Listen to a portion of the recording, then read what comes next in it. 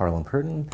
I am First Nations Cree, and syndemics is that perfect storm where there's interlocking and interrelated social as well as health issues that are impacting.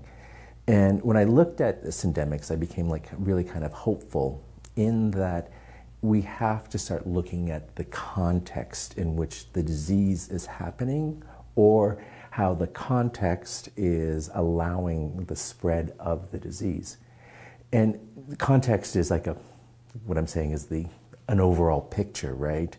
And so what I was also talking about is our interventions cannot just be singly in focus, right? So you can't just talk about homelessness without talking about education and employment and addictions and so it's and nor can you talk about addictions without talking about employment, education, housing security or insecurity, as well as other things. And so it's this addressing and looking at kind of like a holistic approach. And so we've been hearing concepts from speakers like this morning at the plenary of talking about peer-based or peer-driven services, and I know that there is, historical trauma-informed care is also doing this holistic kind of approach that you're not triggering, but it's the entire context that and so it's this overall theme of looking at the context and what makes it very hopeful is so that we can start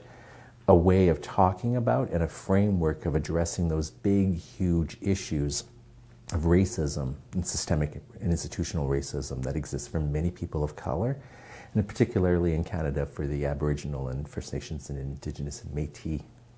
Racism was well and alive, right? Or the big issues around colonization for us as Native people. And that's the context. And once we start looking at the healing around that, is then I think that we're actually getting more at the question of addressing social determinants of health, but it's that syndemics or this whole, so it's not just one thing, and it's also this acknowledgement that everything is interconnected.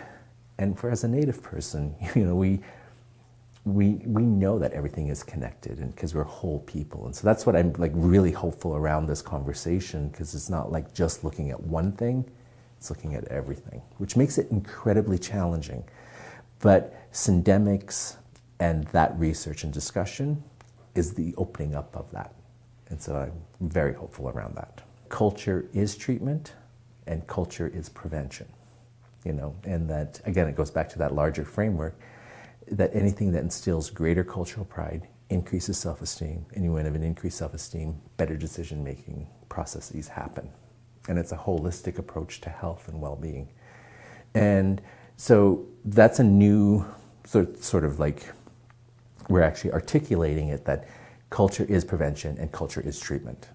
And that's where I'm focusing my attention on. But again, it's difficult because those folks that are disconnected, that are internalized, they're living and breathing what I would say is internalized colonization, and are so dislocated from their ways, right? By the choice or by stigma, or because they're on what we would say is the black road. They're coping the best way that they know, and that often is through drugs and alcohol.